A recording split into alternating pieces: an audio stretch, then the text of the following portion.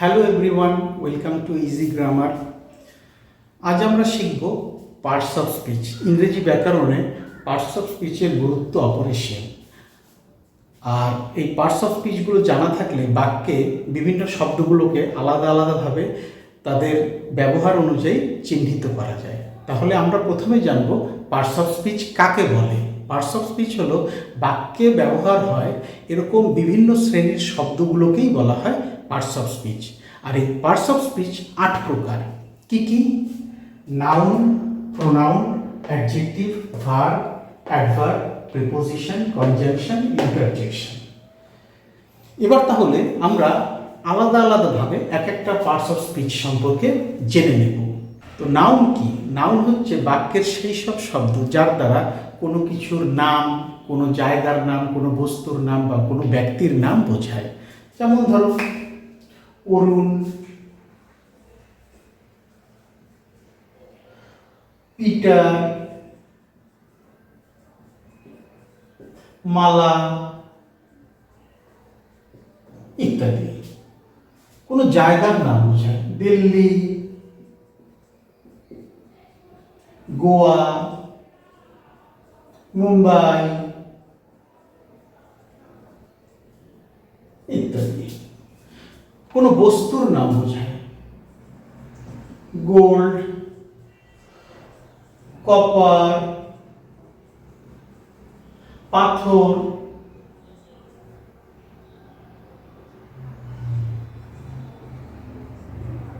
ইত্যাদি। তো নাউন হচ্ছে বাক্যের সেই সব শব্দ যার দ্বারা কোনো ব্যক্তি, বস্তু বা জায়গার নাম বোঝানো হয়। প্রোনাউন কি? প্রোনাউন হচ্ছে সেই সমস্ত শব্দ যা আমরা একটি বাক্যে নাউনের পরিবর্তে ব্যবহার করি কিন্তু নাউনকেই নির্দেশ করি। যেমন ধরো বারবার আমরা অরুণ, পিটার, মালা উল্লেখ না করে আমরা উল্লেখ করতে পারি একটা বাক্যে হি অথবা she. Delhi, Goa, Mumbai, gold, copper, stone এগুলো বারবার উল্লেখ না করে আমরা ব্যবহার করতে পারি ইট, দিস বা দ্যাট। তো এই শব্দগুলো আমরা বাক্যে ব্যবহার করি নাউনের পরিবর্তে কিন্তু নাউনকেই নির্দেশ করি। তো এই শব্দগুলোকে বলা হয় প্রোনাউন। যে সমস্ত শব্দ বাক্যে নাউনের পরিবর্তে ব্যবহার করা হয় কিন্তু নাউনকেই নির্দেশ করে তাকে বলা হয় প্রোনাউন। অ্যাডজেক্টিভ কি? অ্যাডজেক্টিভ হচ্ছে যে সমস্ত শব্দ বাক্যে নাউন এবং প্রোনাউনের চরিত্র, দোষ, গুণ, আকার, আয়তন ইত্যাদি নির্দেশ করে তাকে অ্যাডজেক্টিভ বলে। এই অ্যাডজেক্টিভ যে কয়েকটা ওয়ার্ড আমরা দেখে নিই, good, bad, honest, big, small, tall. এই সমস্ত শব্দগুলো হচ্ছে অ্যাডজেক্টিভ। এই শব্দগুলোর দ্বারা আমরা নাউন বা প্রোনাউনের দোষ, গুণ, চরিত্র, আকার, আয়তন ইত্যাদি নির্দেশ করে থাকি কোনো একটা বাক্যে। আমি প্রত্যেকটা পার্ট অফ স্পিচ দিয়ে আলাদা আলাদাভাবে তোমাদের উদাহরণ দেখাবো, তাহলে ব্যাপারটা আরও সহজ সরল হয়ে যাবে। ভার্ব কি? বাক্যে যে সমস্ত শব্দ দিয়ে বা যে শব্দগুলো দিয়ে কোনো কাজ বা কোনো কিছু করা বোঝায় তাকে ভার্ব বলে বা ক্রিয়া বলে। বাংলায় ভার্বের মানে হচ্ছে ক্রিয়া। তো কি কি হতে পারে এখানে ক্রিয়া? ওয়াক বা হাঁটা, স্লিপ বা ঘুমানো, ইট বা খাওয়া, গো বা যাওয়া। এই যে শব্দগুলো, এই শব্দগুলোর দ্বারা একটা বাক্যে কোনো কাজ করা, কোনো কিছু করা ইত্যাদি বোঝায়, তাই এদের বলা হয় ভার্ব। ভার্বের বাংলা মানে হচ্ছে ক্রিয়া। ক্রিয়ার অর্থ কাজ। ফলে যে শব্দের দ্বারা কোনো বাক্যে কোনো কিছু করা বা কোনো কাজ বোঝায় তাকে ভার্ব বা ক্রিয়া বলে।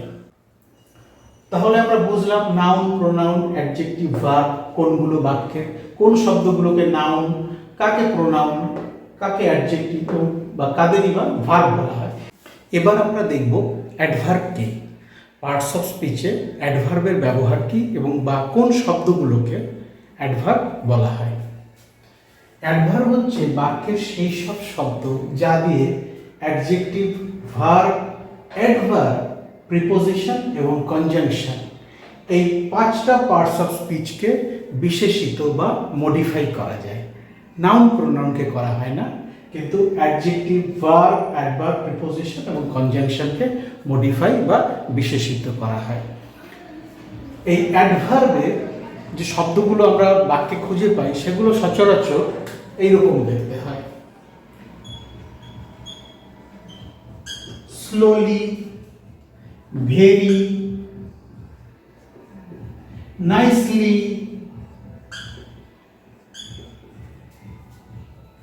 পারফেক্টলি,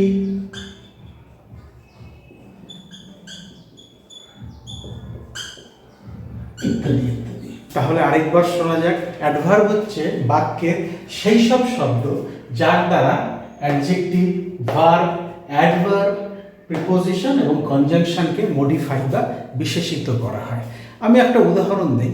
শি গোজ স্লোলি, সে ধীরে ধীরে যায়। এখানে গো হচ্ছে ভার্ব আর স্লোলি শব্দটা হচ্ছে অ্যাডভার্ব।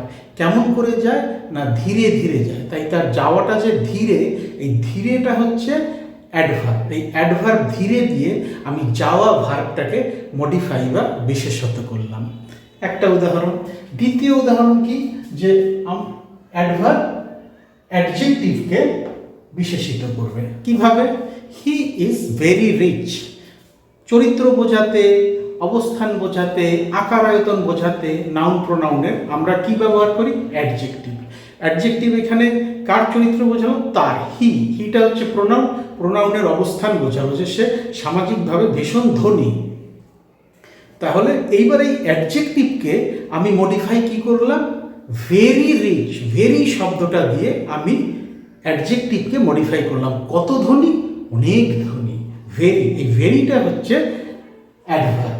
তাহলে একটা অ্যাডভার্ব দিয়ে যেমন ভার্বকে মডিফাই বা বিশেষিত করা হলো, ঠিক তেমনভাবেই একটা অ্যাডভার্ব দিয়ে একটা অ্যাডজেক্টিভকেও মডিফাই করা হলো।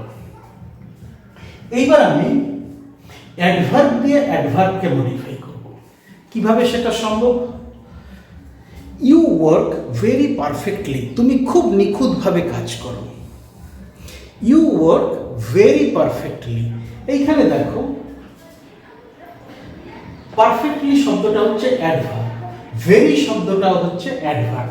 তাহলে আমি যখন তাকে বললাম যে তুমি খুব নিখুঁতভাবে কাজ করো, খুব নিখুঁতভাবে, এই নিখুঁতভাবে অ্যাডভার্বটাকে আমি খুব অ্যাডভার্ব দিয়ে বিশেষিত করলাম। তার মানে এইখানে একটা অ্যাডভার্ব আরেকটা অ্যাডভার্বকে বিশেষিত করলো। কোনটাকে? ভেরি অ্যাডভার্ব পারফেক্টলিকে বিশেষিত করলো। You work very perfectly. আমি আসবো, আমি প্রত্যেকটা পার্ট অফ স্পিচ দিয়ে তোমাদের আলাদা আলাদা করে সেন্টেন্স তৈরি করে দেখাবো, তখন একদম জলের মতন সব পরিষ্কার হয়ে যাবে। এবার আমরা দেখব কিভাবে একটা অ্যাডভার্ব একটা প্রিপোজিশনকে মডিফাই করে। তাহলে চলো দেখা যাক। আমি যদি বলি they poured water exactly on his head, তারা একদম তার মাথার উপরেই জল ঢেলে দিল। দেখো, they poured water exactly on his head, তাহলে কোথায় ঢাললো? দে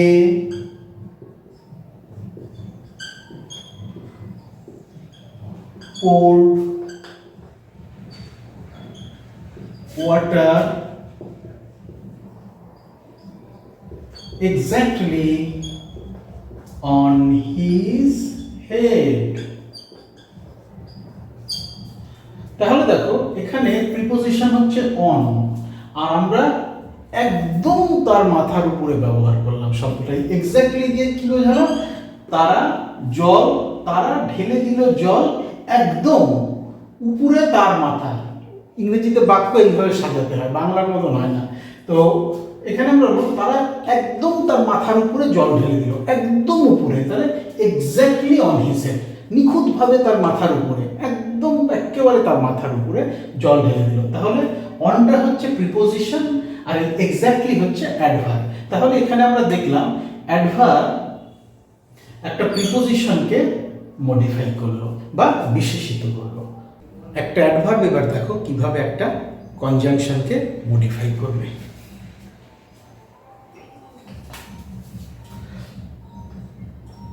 আই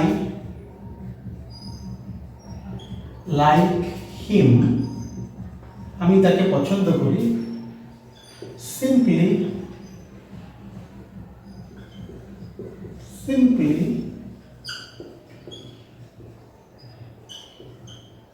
because he is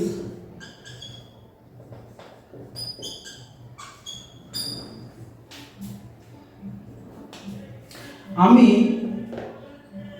শুধুমাত্র সৎ হওয়ার জন্যই তাকে পছন্দ করি। তার মানে তার সততা তার একটা এমন গুণ যে এই সততার জন্যই তাকে পছন্দ করা যায়। এইখানে সিম্পলিটা হচ্ছে অ্যাডভার্ব এবং বিকজ এটা হচ্ছে কনজাংশন। এই বিকজ শব্দটা দিয়ে দুটো শব্দ বা দুটো বাক্য যোগ করা যায় বা যুক্ত করা যায়। তাই বিকজটা হচ্ছে কনজাংশন, আর I like him simply because, হ্যাঁ, শুধুমাত্র কারণ সে সৎ। তাহলে এখানে আমরা দেখলাম যে অ্যাডভার্ব একটি কনজাংশনকে মডিফাই বা বিশেষিত করল।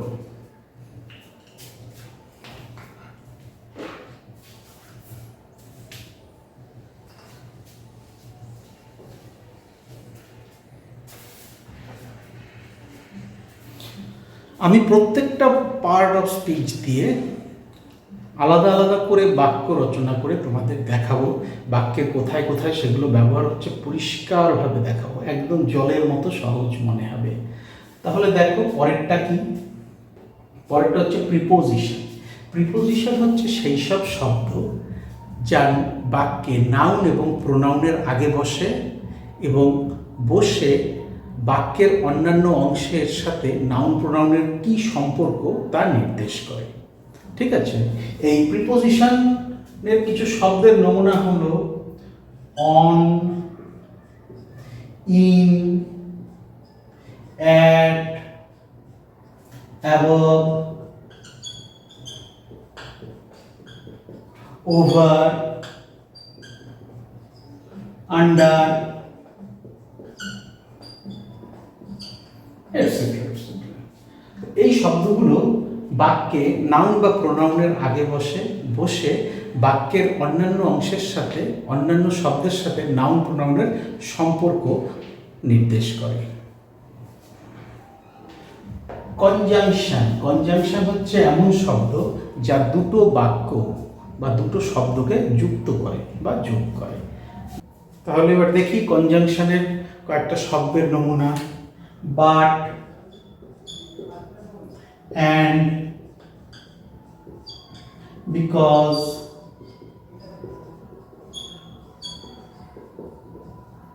or এবং অন্যান্য আরো অনেক, সেগুলো আমরা আসবো পরে যখন আমরা আরেকটু গভীরে যাব। এইবার হচ্ছে ইন্টারজেকশন হচ্ছে আনন্দে, দুঃখে, হ্যাঁ, মনের আবেগ প্রকাশ করতে আমরা কিছু শব্দ উচ্চারণ করি। এই আবেগ বা আনন্দ বা দুঃখ, বিস্ময় এসব প্রকাশ করি যে সমস্ত শব্দের মাধ্যমে, তাদের বলা হয় ইন্টারজেকশন। যেমন আমরা যখন ম্যাচ জিতি, আমরা যখন কোনো খেলায় জিতি, আমরা বলি হুররা। আমরা যখন খুব সুন্দর কিছু দেখি, আমরা অবাক হয়ে যাই সেটা দেখে, আমরা উচ্চারণ করি ওয়াও। আমাদের যখন সর্বনাশ হয়ে যায়, আমাদের যখন আর কিছু থাকে না, সমস্তভাবে আমরা সহায় সম্বলহীন হয়ে যাই, তখন আমরা বলি অ্যালাস, হুররা।